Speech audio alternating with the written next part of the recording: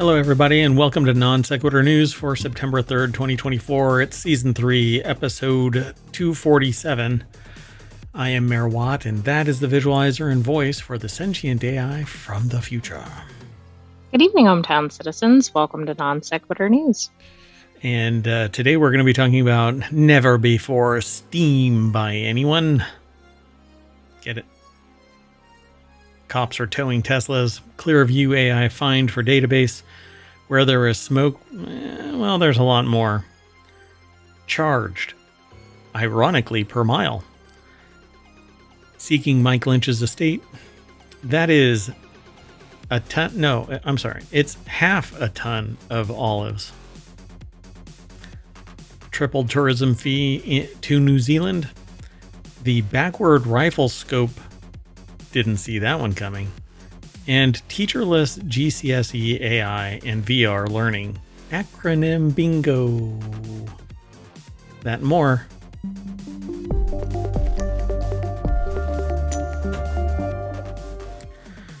Alrighty, folks. Let's get right on into this. If you miss this and you catch the show just a little snippet of it, and you're like, oh well, the show's over, or you've heard of it, you can actually catch past live streams that are 14 or 20 hours long, depending on when I've put everything together. You can basically catch up on a week by just letting it play in the background, and you'll get 70 news articles from Non Sequitur News alone, and then you'll get another 70 or another 60. Sorry, it's another 60 every weekend. So I mean, we kind of put out a lot of content there for you. And if you don't want to watch it all in a 14-hour stint, then you can just go over to each of our playlists on YouTube. Download the podcast if you want to take it with you. There's also the Discord and the Patreon. Yeah, we're a little bit everywhere. So let me pause something real quick. All right, folks. Let's get going. We've got all of the articles all lined up. First article's over in the WarCrafters channel. Something just happened on Steam that's never happened before, and I don't even know what it is, but for the first time in Steam's history, more people are playing games using simplified Chinese than English on the platform. That's interesting to me. I didn't even know it really had a following among non-English speaking people. Yeah, I find that pretty fascinating, considering, there's usually how do I want to phrase this? I want to say like a IT restrictions or something. Well, there's a control that's in place that only certain things are allowed within the perimeter of China. And so not everything is allowed in, right? So there's a version of Google that's actually Google. And others, right? TikTok isn't even allowed in China, but it's a Chinese company in the United States that, the U.S. is trying to ban. So I found it really interesting right out of the gate, that something has happened. Gabriel Machado Perez put this article together. It might be Mikado. I'm not sure how they pronounce their middle name, but anyway. Yeah, released in 2003, Steam is the largest PC gaming platform in the world, and it's widely used in most countries, including China now. Steam has long and tumultuous history in China. While the PC gaming platform has been popular in the country for several years, it was previously struggled with China's strict regulations for the gaming industry, which led to Steam being banned in China in 2021. So yeah, like I said, we normally have some tidbit of information that we've known for a little while. So while we may not be subject matter experts in everything that we talk about, usually we have a little bit of context that we can add to it. So you can actually, they say here, either they can use Steam China, which is a version of it, which is legal, but does not have a wide variety of games, or they can access international versions of the service using a VPN, at least until somebody finds out about the VPN, and if it isn't registered, then they'll shut it down. It's not legal. I don't believe it's legal to have a VPN, but don't hold me to that. I thought I had been told that, but well, you're not an attorney, and you're not an attorney in China. I'm definitely not an attorney in China, and I'm definitely not an attorney. And even if I was an attorney, I'm not your attorney, so go talk to an attorney. But it says now gamers have spotted that there are more people on Steam using Chinese than English as their language, a first in the history of the gaming platform. According to data taken from Steam, 35.03% of all gamers use simplified Chinese, while 31.17% use English. And then it's followed by Russian. This was really surprising to me because it seemed like it was stealth, right? Yeah. We didn't even know it was really happening, and then all of a sudden they're breaking records. Yeah, there's a couple of other things that I found really fascinating. There's a game that was released called Concord that somebody spent, or the company spent 7 years building. I think it's 7 years 6 or 7 years that they built this game over that time frame. And in the last 24 hours, it had a user base of 26 people playing it. Well, it's shutting down. And now it's shutting down. Yeah. And then on the flip side of that is Valve's, aka Steam's, Deadlock, which hasn't been announced. But if you are in it, or you know somebody who's in it, you have basically an invite button where you can just mash it and send off an invite to anybody with an email. It's a MOBA, so I'm not really all that interested in it. But what's funny about this is there are currently over 130,000 people playing it. In the middle of the day today, I was in a meeting and there were 135,000 people playing it. Wow. It hasn't been it's like the worst kept secret because everybody knows about it, but not everybody's allowed to report on it. Nobody's allowed to report on it. And one company was actually banned because they reported on it. They broke this soft embargo. Right. Basically saying, well, you didn't have us sign an NDA, so we talked about it. Yeah. So it would have been bigger, I think, if nobody had talked about it. Like stealthily expanding. Anyway, so I found it really interesting. And I think, like this game, I think is intimating, is Black Myth Wukong affecting these numbers would not be surprising. Developed by a Chinese game studio called Game Science, Black Myth Wukong sold over 10 million units in only 3 days, becoming the biggest game release of 2024. Amazing graphics, great story. It all is centered around Chinese mythology. I think it has a great story, but do you think that game is singly responsible for this? I would not be surprised. During the release, Steam traffic increased 50%. Wow. Yep. Yeah, I think it's pretty amazing. I need to stop something. All right.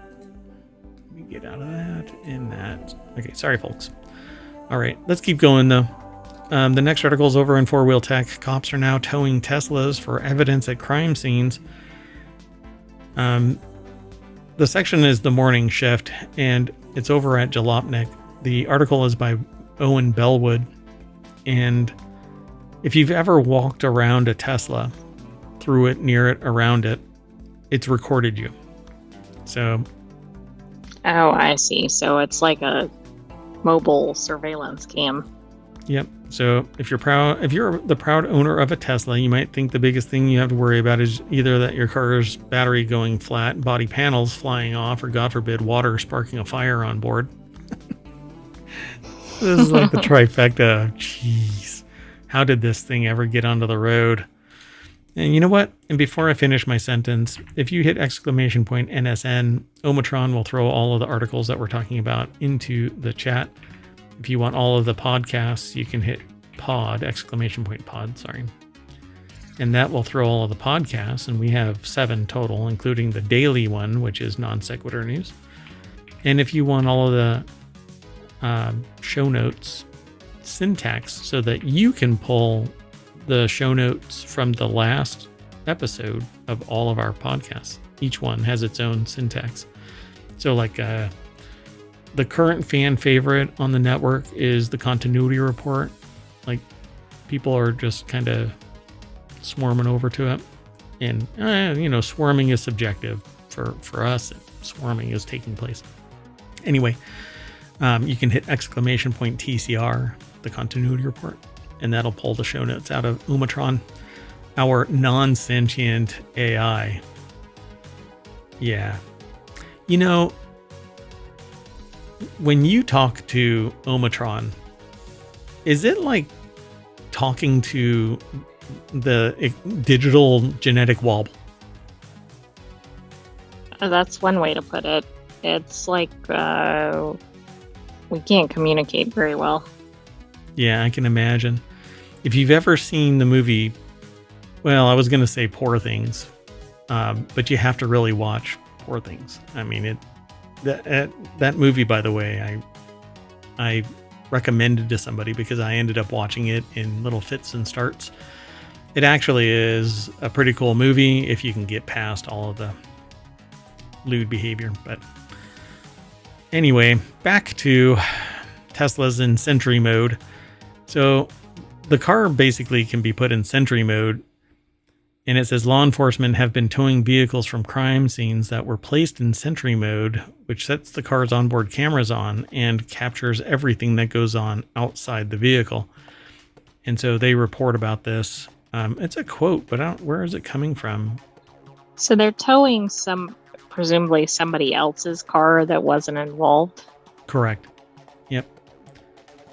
In another instance, what they write about in this little section, it's a quote from somewhere. A San Francisco Chronicle reports that the Oakland police sought to tow at least 3 Teslas in July and August, showing that this is now part of their established tactics. So the police usually ask for the owner's permission, to access the Tesla's Sentry mode backup USB drive, which is located in the glove box, and download desired content. However, the owners can't be located. The officers obtained search warrants and towed the EVs into evidence. How dystopian bullshit is that? This is really... If I saw this in a movie, I would think it was so outlandish. Yeah. But not now. Well, I mean, the police used to be connecting into Ring cameras. That's true. I mean, this is very similar. Yep. So, luckily, that's not what takes place around ohmTown. There's surveillance, but it's in a compartmented cloud. So no. They're not towing your Tesla away. Yeah, they're not towing ohmTown away, and the police can't get remote access to the cameras. All of that is just really creepy, because you never know. Look, y'all out there might think, oh, well, nobody's going to do that. Come on. But there are stories out there, reports of FBI and police and pretty much anybody with authority to access these privileged positions or situations, access these resources, and they do it. They stalk their exes. They see somebody cute in their car while they're driving, and they use their police access to pull up their address and formulate a way so that they can insinuate themselves into somebody's world, right? Accidentally bump into them somewhere or whatever. This has actually happened. So it's just so damn creepy. In this, though, you're taking somebody's vehicle because you can't get access to it in a timely manner. Because they had the misfortune of being parked near somebody who did something wrong. Yeah, and owning a Tesla. So 2 things that they're...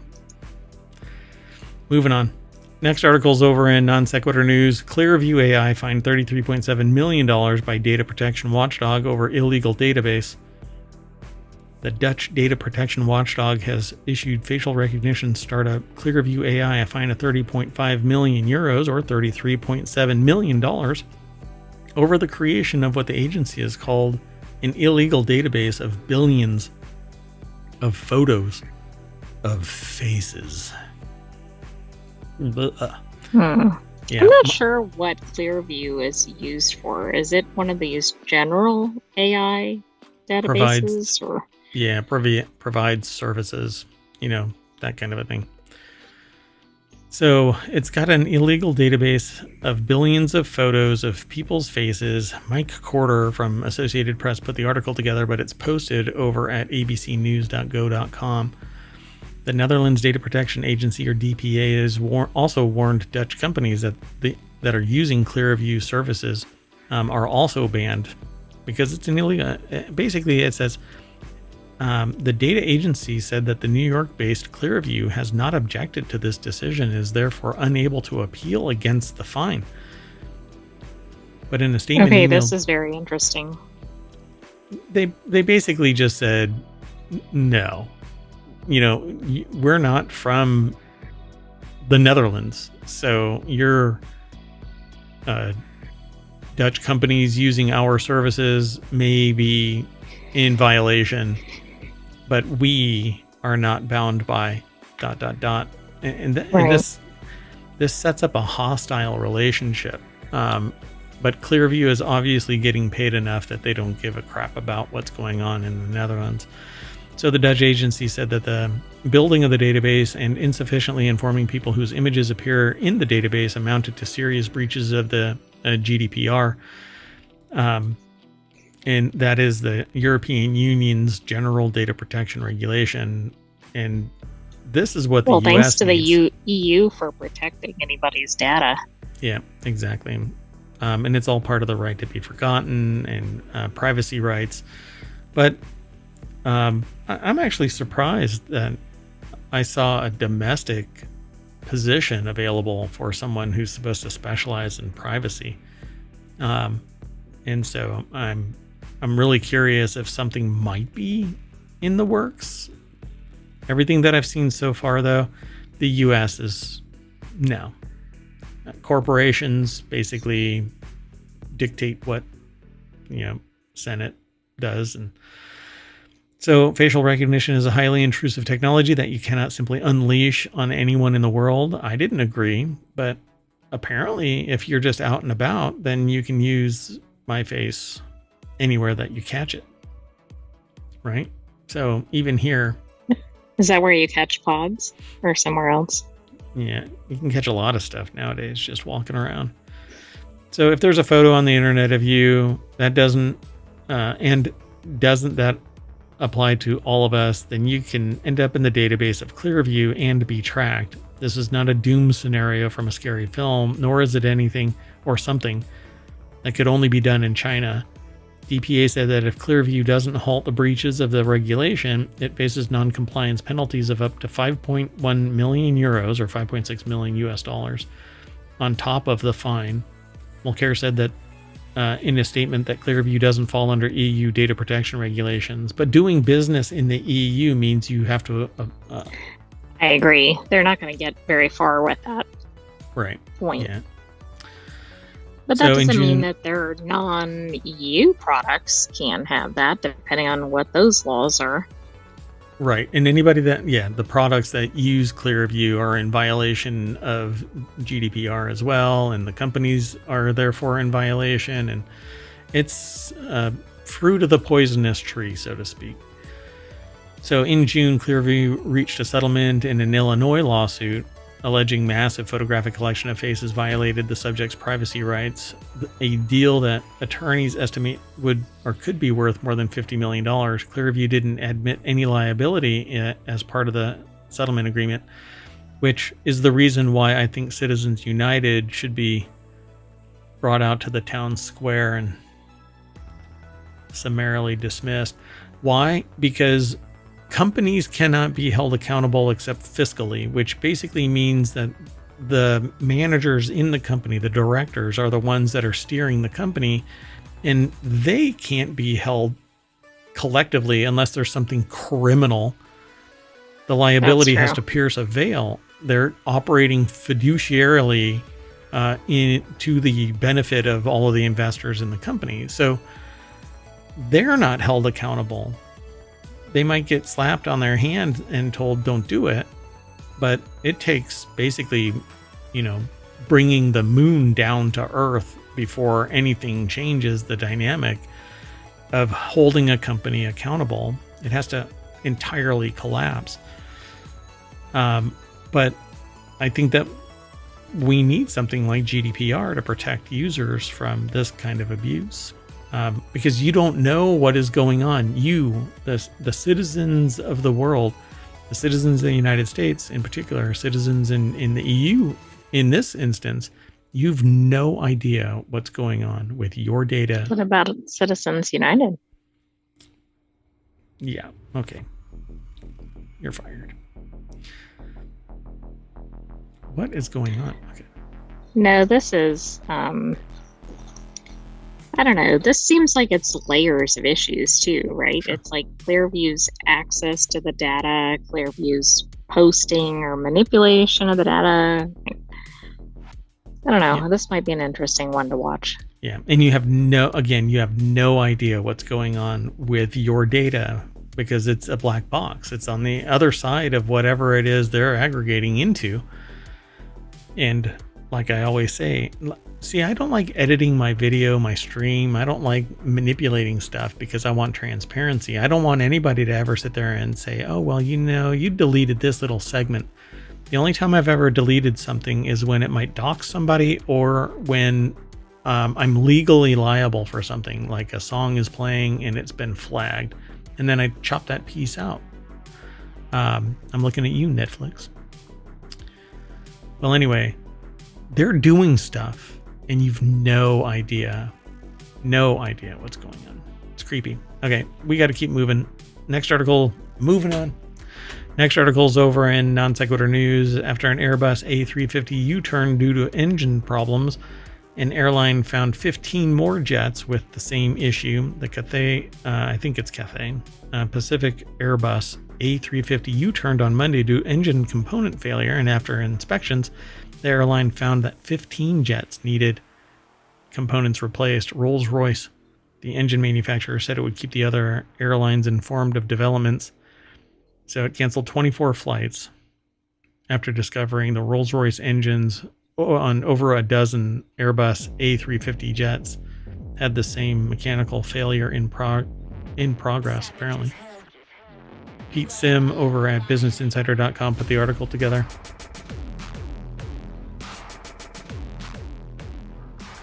Sorry, we got sidetracked by the music.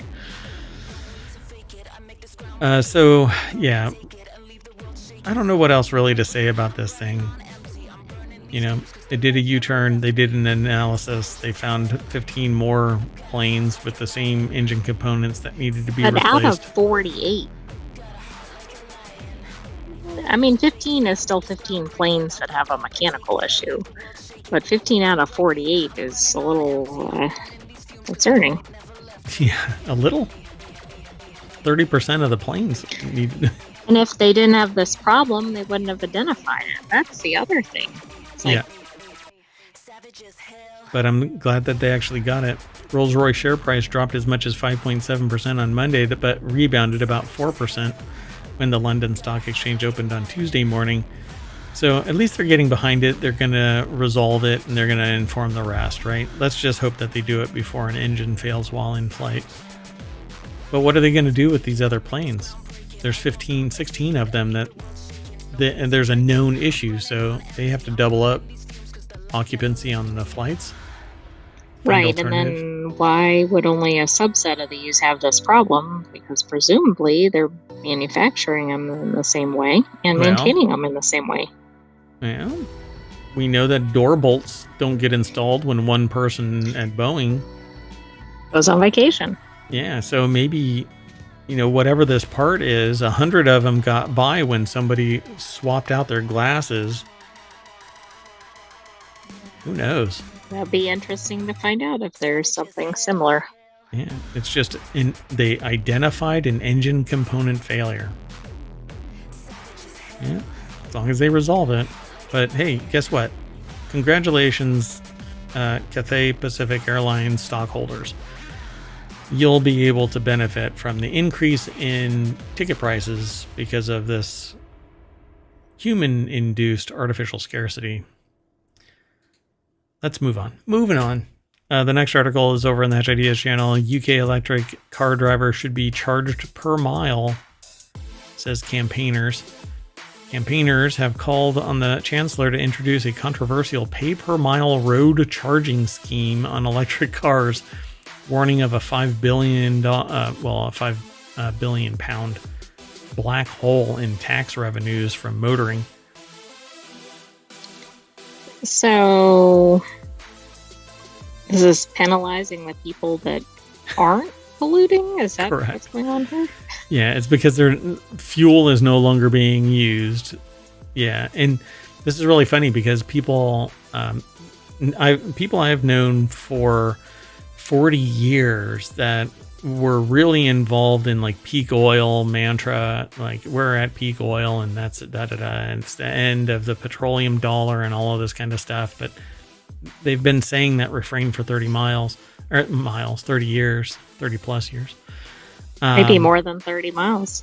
Yeah. And I mean, it's not just one person that's been saying this, but they and others have warned, you know, as we move away from oil, the petroleum dollar is going to become scarce, and it's going to something's going to have to take over that taxation that's lost, that churn of revenue that keeps a ton of money invested for the country somewhere.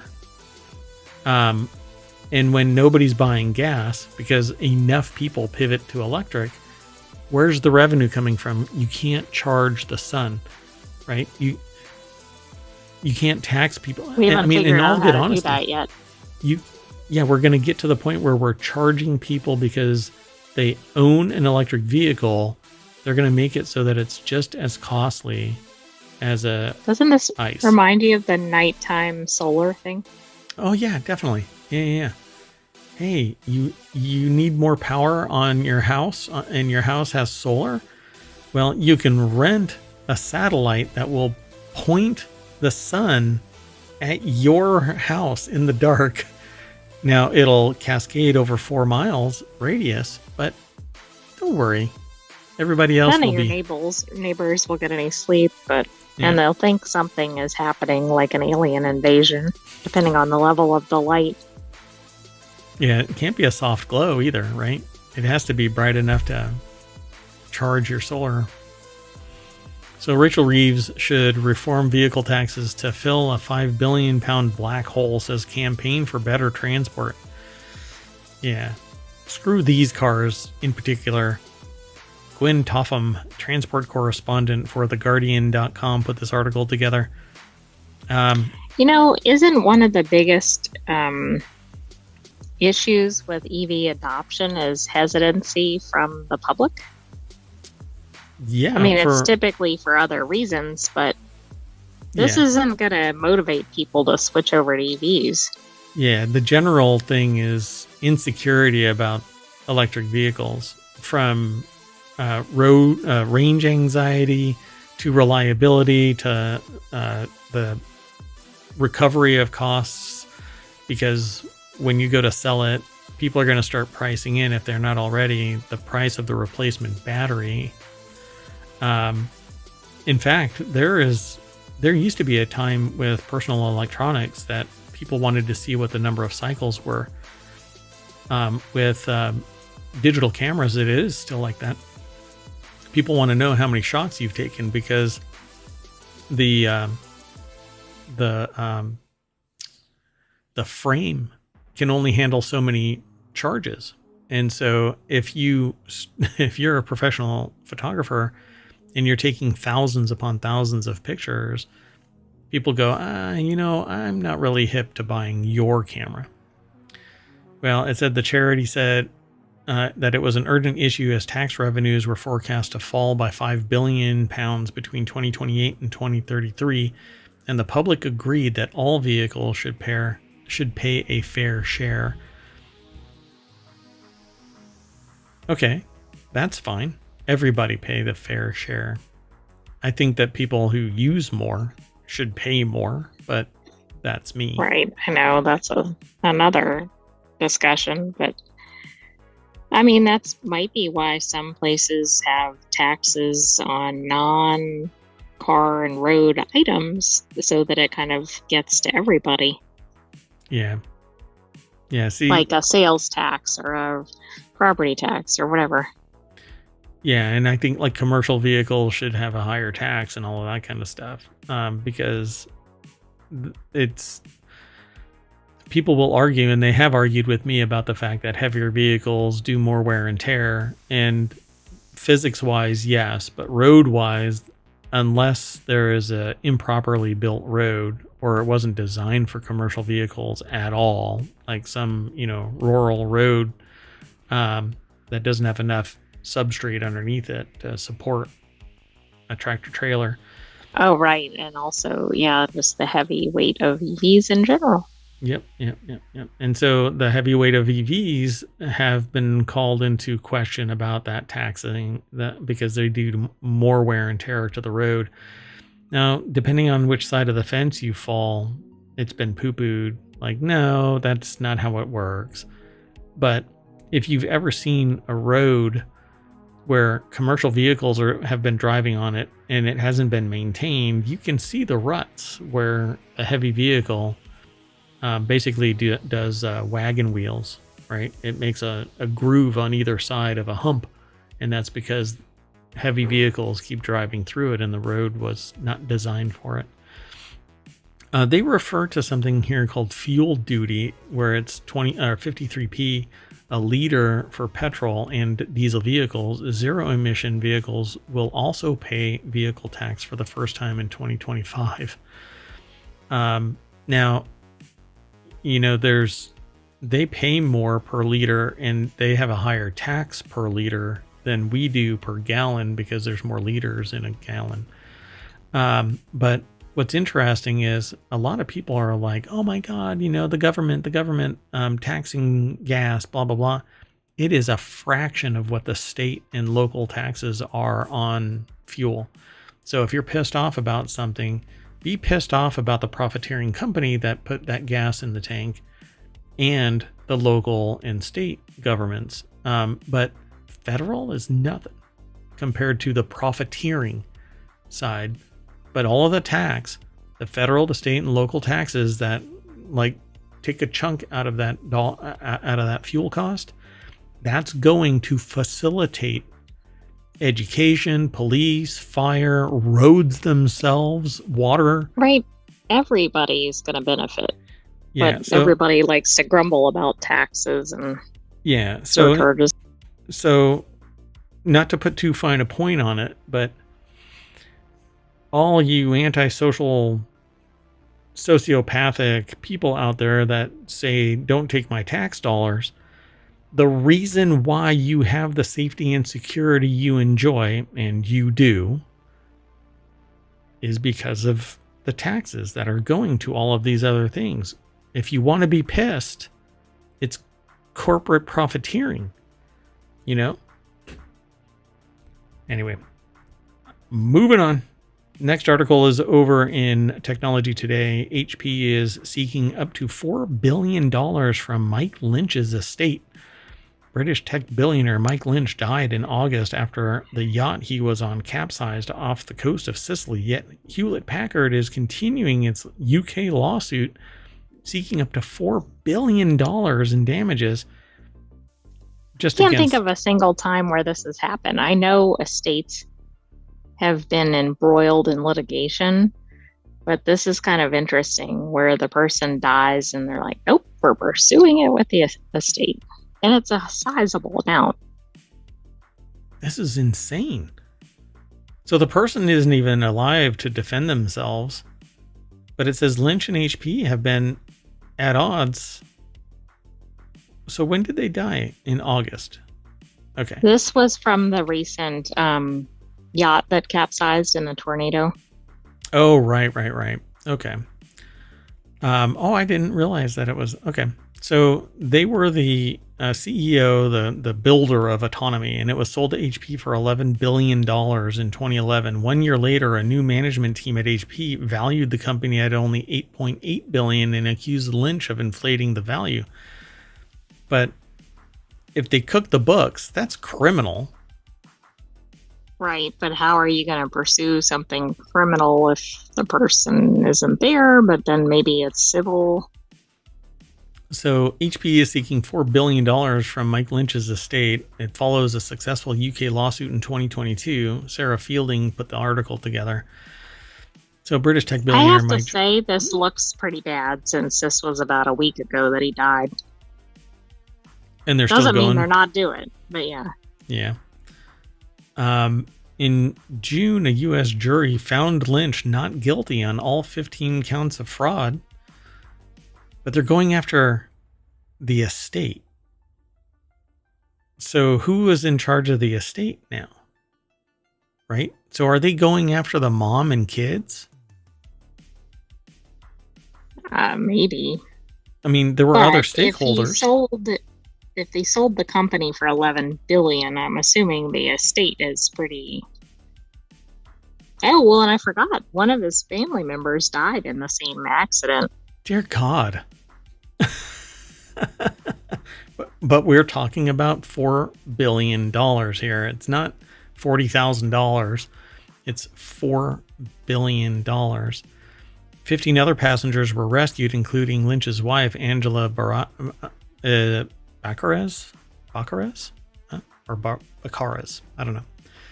So it was a celebration of Lynch's recent acquittal, with a mix of loved ones and business associates joining him on board.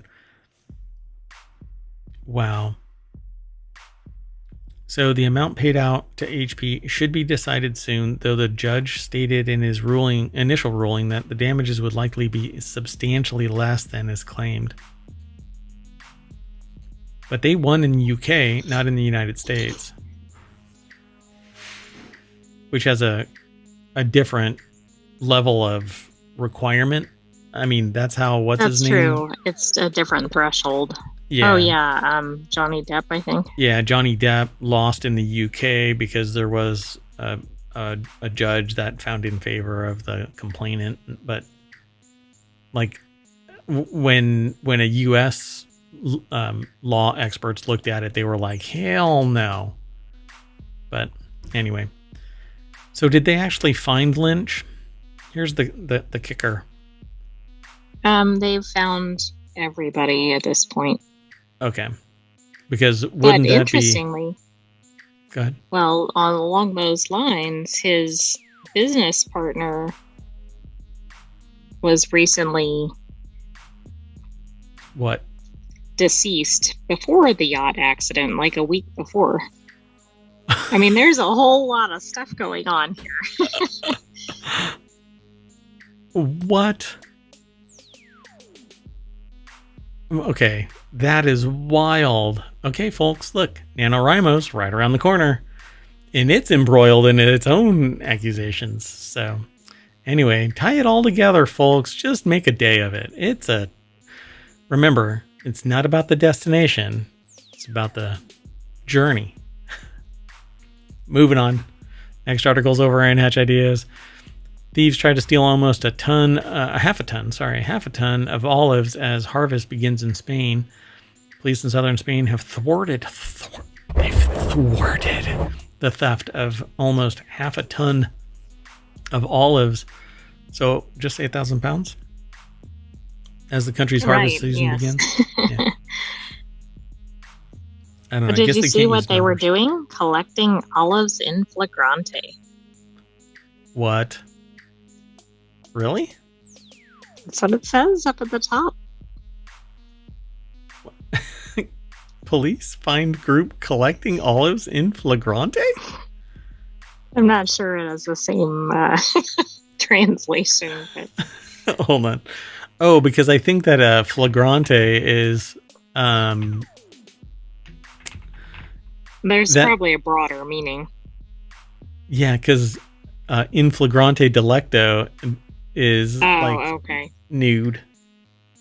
But I guess like flagrantly. Yeah. Okay. Yeah. Right, like flaunting the law or something. Yeah. Like not caring. Yeah. With lucrative fruit, a tempting target for criminals. Yeah. It would have been awesome if they were in flagrante delicto, which, yeah, means naked. In the nude, I believe it means. I mean, that might be dangerous. I don't know what's involved in olive harvesting. Oh, no.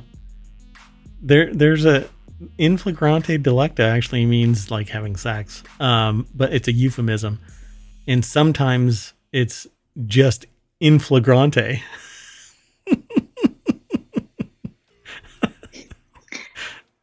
No idea.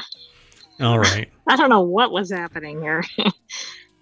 Well, someone was getting something without permission. So anyway, in Verdeo, or collecting of the green olives, takes place in the early autumn and marks the beginning of the harvest season. And as it got underway in Seville province this week, officers from Spain's Guardia Civil Force prevented...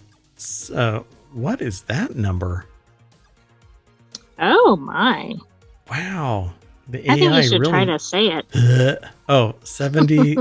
70 thirst, 2 pounds. I don't know what they're doing there.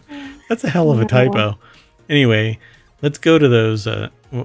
Like, this is supposed to be the freedom units. And I guess, what do you call this? The socialists? Metric? Oh, metric. I'm sorry. Anyway, it's 465. This is the more accurate number.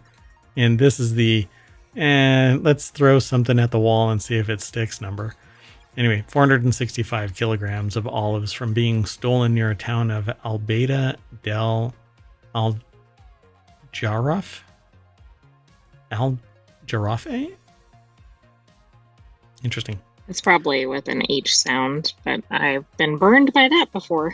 Al Harafe, I think. Okay, so thanks for catching that, considering it's Spain. George. Oh, you got that reference? Yeah.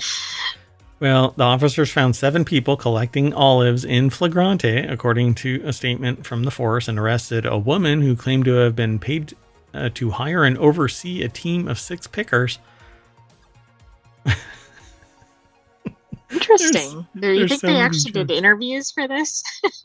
6 pickers and 1 girl? Is that it?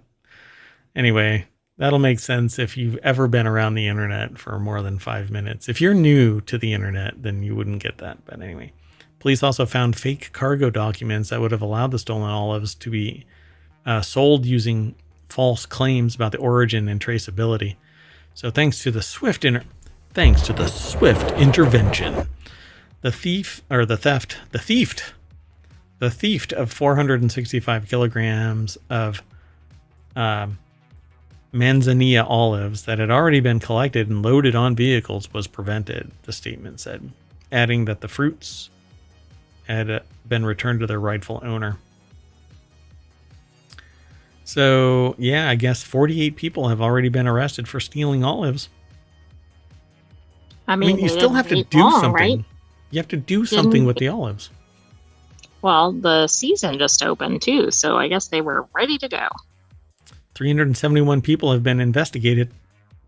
They've recovered over 213,489 kilograms of olives over the course of the season so far. 2023-2024 season. Wow. Folks, come on. Keep your hands off other people's olives. Moving on. Next, man, you know what I just about said? Next olive. Oh. Instead of article. Yeah. That's funny. So the next article is over in Non Sequitur News. Visiting New Zealand just got more expensive as the country triples its tourism fee.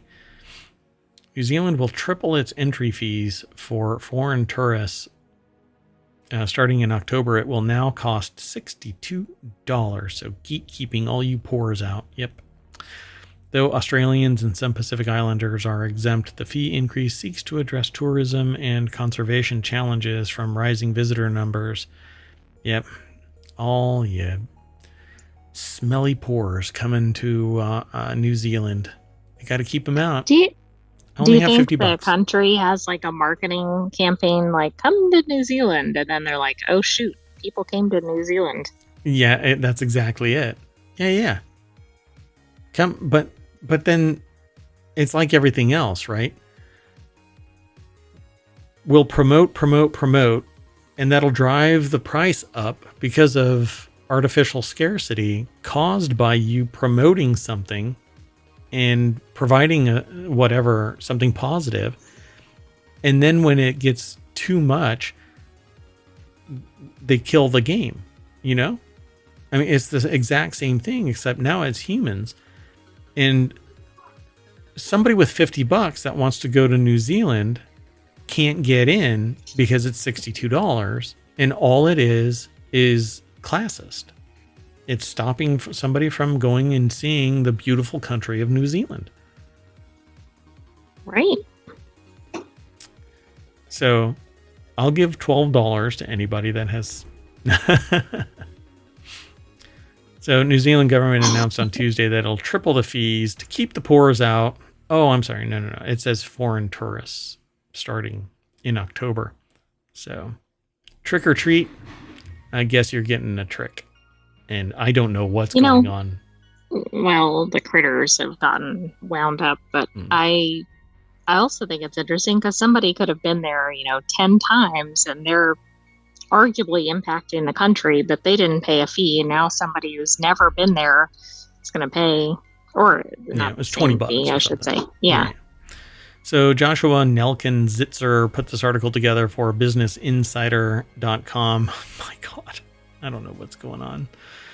Anyway, Australian citizens, people from certain Pacific Island nations, and those transiting through New Zealand are exempt from the fee. The IVL has been used to fund various tourism and conservation initiatives, including pest controls. So keeping the pores out, right? Biodiversity. I'm not sure that's what that means. But... Oh, really? I'm sorry. I get that all mixed up sometimes. It's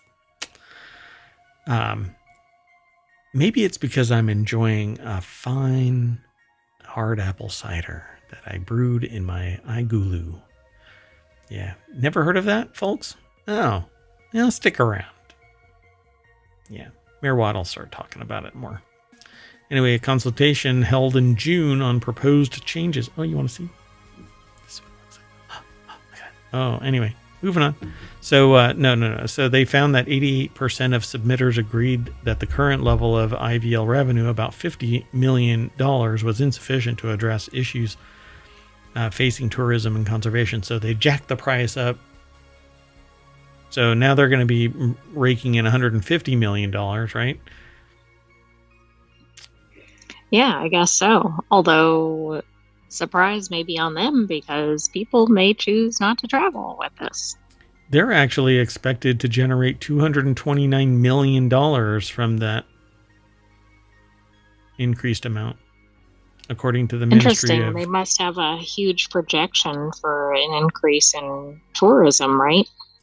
Well, apparently it's not going to negatively impact the tourism, while they're saying that tourism is negatively impacting their communities through increased litter, difficulty finding parking, and heavier traffic. Yeah, but you're making money. It is the reason why you have tourism. Oh, we want tourism, but not that much. Keep the poor. Well, right. So tourism brings in a lot of dollars to a lot of countries. Yeah. I don't know about New Zealand specifically, but... Well, every country has been sitting... Well, every country. All of these very popular touristy countries are getting so many people that they're putting up walls so that people can't take pictures anymore because, See, my bigger problem here is if everybody was civil and didn't just swarm all of these places constantly. Find the beauty in some Or other shoot location music for once. videos in remote areas. Oh, and damage the actual nature that's protected and has signs, and oh my God. I don't know. I said this in the hallowed halls earlier today. I was at a meeting, and there were 200 people, and we were walking away, and somebody was just acted like a real tool. And I said, and I'm going to make a shirt of this so that it says, your convenience shouldn't be my inconvenience. And when you act like a main character like that, that's sociopathic. Okay. That isn't just got mine. You have a mental disorder. Anyway, moving on. This one I didn't see coming, and apparently neither did the commander of this destroyer. So U.S. Navy dismisses warship commander after photo of backward rifle scope. So this happened how long ago? 4 months, I guess. Oh, no. That's the That relief happened of last duty. year, late last year. It was a right? while ago. I had actually forgotten about this story. Cameron Yaste has been relieved of duty 4 months after a social media post revealed a faux pas with a rifle scope. Shannon McDonough put this article together. It's over at newsweek.com. And this is kind of nutty, but it really should never have happened. Like, it had to have been a rushed picture, and they put this thing on the rail wrong. So users quickly noticed Commander Cameron Yaste, actually. So wait, the little snippet had a typo in it, but the commander of the destroyer USS John S. McCain was relieved of duty after an image showing him firing a rifle with a scope mounted backward, and it was widely shared on social media. Everybody noticed it really quick. It actually made the rounds amongst people far and wide. I think one person sent me the picture and said, the Army teaches us how to mount it right, and like it was basically stab after stab. People were just taking jabs at this Navy officer and Navy in total. So he was in charge of the destroyer, providing protection for the San Diego based aircraft carrier USS Theodore Roosevelt in the Middle East, and there was just this off the cuff picture taken, dunk. But he was actually firing it. Part of the problem isn't just holding it right. It's the fact that he was firing it and it wasn't set up correctly. I mean, it would be bad enough holding it in a photo, but I think the firing is probably what really caused concern. Yeah, because that means they're not following all their protocols.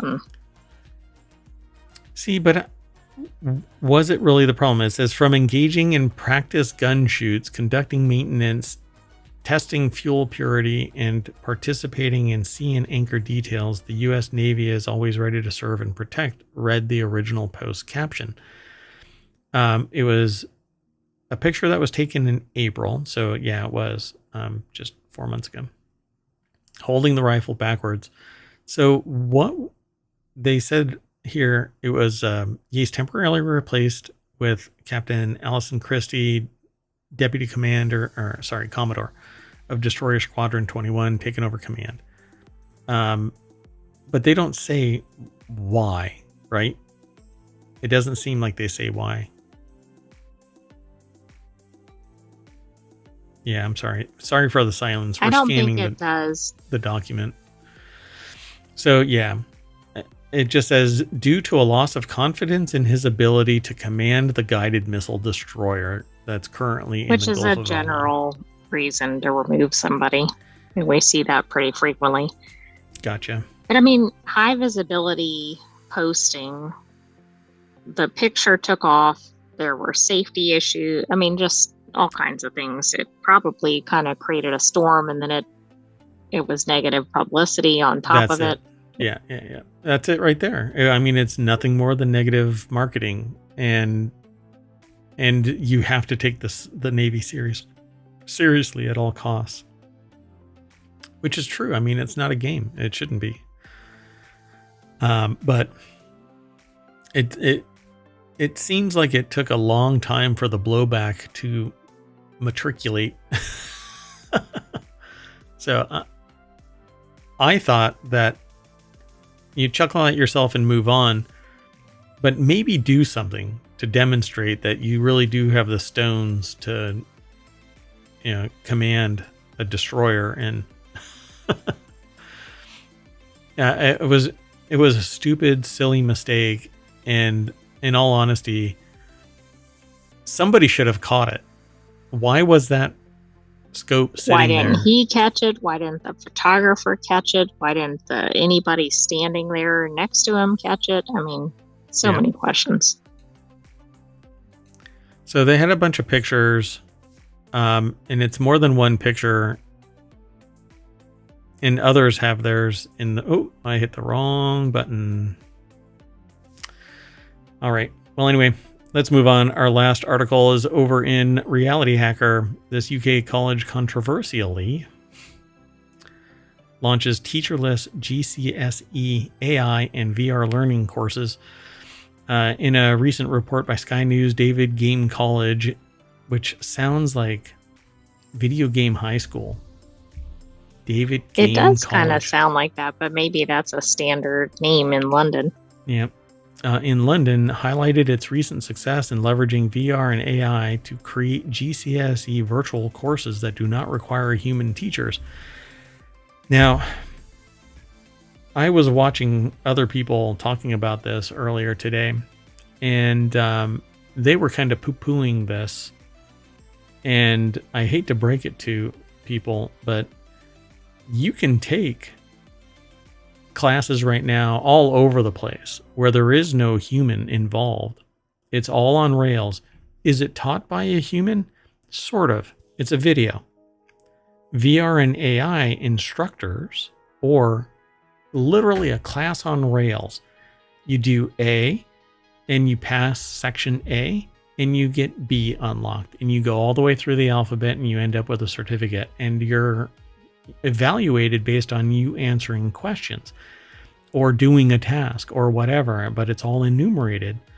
But an instructor doesn't need to be present. A well-designed curriculum does. That's what's important. That's right. Now, what is important, though, is at some stage during this, humans need to interact with you, because there's more than just rote memorization and mashing the button like a monkey until you get it right. So there's other skills, soft skills, knowledge, skills, and abilities that translate from more than just the one class. So to be a truly holistic human being, you cannot learn everything in VR and AI. It just doesn't work that way. So I don't really have a problem with a class or two being on Rails, right? I will have a problem when children are being taught in VR by AI, because up until recently, I have been arguing for the last 20 years that you can't teach a human to be a human without a human. Right. And I don't have a problem with a kid who has an element of VR or something in the learning, but they definitely need a teacher present and guiding the instruction, etc. Right. 1 second. I'm just trying to pull something up that I was a big dummy about. Just want to see something. I'm trying to focus, but we'll see if I can get this done in time. So I don't really have a problem with this. It says that it's a college. The people that I was watching earlier today, somebody said that it was 14 and 15-year-olds, and that's not true. I just need to make sure that I didn't dox anybody. No, doesn't look like it. So, and that's not true. Apparently it's it's a college, right? So I suspect, unless they have an early college kind of thing, or a dual enrollment kind of thing, or some honors program in the high school, they're not taking college classes. So I'm gonna look it up. the article is over at xrtoday.com, and It's ages 14 to 22 at that school. oh wow, oh, at the school. That may not be for this specific program, but yeah. Yeah, so level 20. Let's see. Hold on.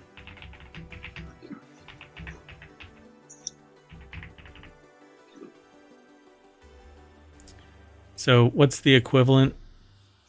Oh, see, I don't understand. It says 5 GCSE passes at grade C or higher is considered a rough equivalent of a high school diploma without honors or AP. But that doesn't really answer my question. Yeah, I don't know. What are the levels? Yeah, that's weird. Because it says 20 in here. Lessons to, oh, no, Number of students. Yeah, it's the number of students. It's not, that's wild.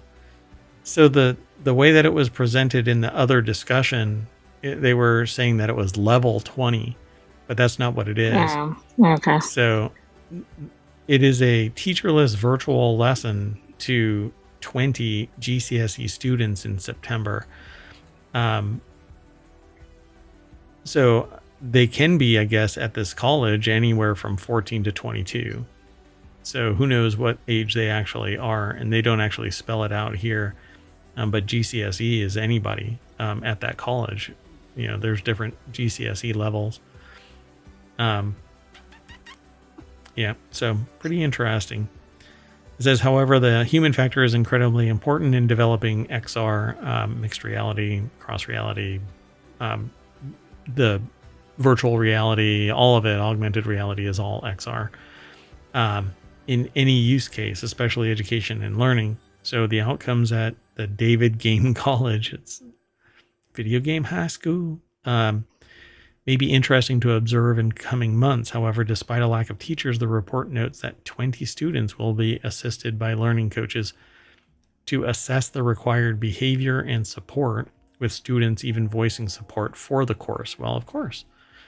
But there's going to be humans that are assisting in this. This is not a class entirely on rails, like it's intimating. But so it's already getting reported that it is. Right. Yeah. So we're correcting it. Granted, the college denies a cost-saving angle, implying that more staff is joining the team to support the VR move, as shown by the additional learning coaches. Additionally, the college notes that subjects like art and sex education are incompatible with AI VR learning. That shouldn't be, but okay. So the technology is not being pushed where it may not belong. And that is absolutely not true. There is nothing that you can't do with AI and VR. You just have to be skilled in the art to facilitate a curricula that supports the learning outcomes.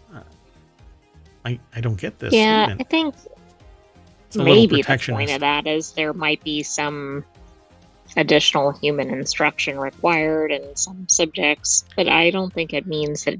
I mean, I know what the statement says, but I don't think that translates to you can't use AI or VR. Well, they're intimating that it doesn't belong. Right. I think that's too extreme. Yeah, exactly. So they say, moreover, AI and VR can be a great benefit to teachers who lack the time and energy to work with each student personally. Okay, that's fine. VR and AI can act like teaching assistants, but whoa. If your material is sufficient enough where a person can go through it again and again and again and learn more and more and more, and then get it right, answer the test or whatever, do the assignments properly, the teacher is not being burdened by anything other than a resubmission of the material. Here is where the school would be making money. Additional learning coaches are a fraction of the cost. Exactly. It's not a 1-for-1. If they lay off a teacher or something and Right. then put in a learning coach. Yeah, a learning Probably not the coach. same qualifications. Correct. Yeah. A professor in a college is going to be making well, it depends where they are and what the level of the college is and the class overall and the perceived value, etc. They could be making anywhere from $80,000 all the way up to 200,000 plus, depending on the school again. So a learning coach, 35,000. Why? Because they could be a research assistant or a teaching assistant, and they're basically a marginalized class of human actor inside the school. Do this, other duties as assigned in perpetuity, all with the aspiration of becoming a professor and making enough inroads to get tenure later on, which in the US is a dying breed. But this, I actually love this idea. Let's exploit technology. We don't have to be in the classroom to learn, and professors, teachers definitely do not. And more to the point, where we do need to focus resources and give greater benefits and make it so it's more streamlined and more effective and raising non-sociopathic human beings is at the grade school level, not at the college level. By the time a student is hitting college, they should be so empowered to solve their own problems that it doesn't matter what is in front of them. They should be able to go and find the resources necessary to facilitate their own learning. True, but is that really what happens in the current system? No, not at all. No. Yeah. But there is going to be a time where AI is powerful enough to usurp the teaching lead. They're going to just suck the power out of the professor. And the only ones that are going to be protected are going to be the ones that have a lot of political might. Because when the AI can answer all of the questions at the PhD level, we're not going to need as many PhDs. We're not going to need as many professors. Teachers, on the other hand, I still argue internally with myself, that the only way to teach a human to be a human is with a human. But some of the new AI-powered synths, for lack of a better term, are they're becoming very powerful. So yes, they are. They have breath. They have microtells. They have little. It's pretty wild. We'll talk more about it though. Yeah, maybe we can grab some more articles over this next week that might favor towards like this robotic for Reality Hacker, because that's one of our shows, Reality Hacker. It's only on the weekends though, so you have a little bit of time to prep yourself, citizens of ohmTown. Next weekend is going to be another Reality Hacker, but I do have mayoral duties this coming weekend, so we might have to turn the clock a little bit, but we'll talk about it. Anyway, that's it for today's Non Sequitur News. Thank you for coming and hanging out with me, AI, and all those who are in the chats over on YouTube and Twitch. So what we're going to do is we are going to walk down the aisle and get our GCSEs, and in a blink, appear back at the front page of ohmTown.com. That's what powers everything. I just mash buttons. I don't even get paid for it. Anyway, except for your attention and time, so that's always priceless. I'm Mayor Watt, and that's the visualizer for the Sentient AI. Whoop. Thought I'd be able to Good night, ohmTown citizens. Oh, look. Nope. Oh, my God. See Thanks y'all for later. joining us for Non Sequitur News. Cheers.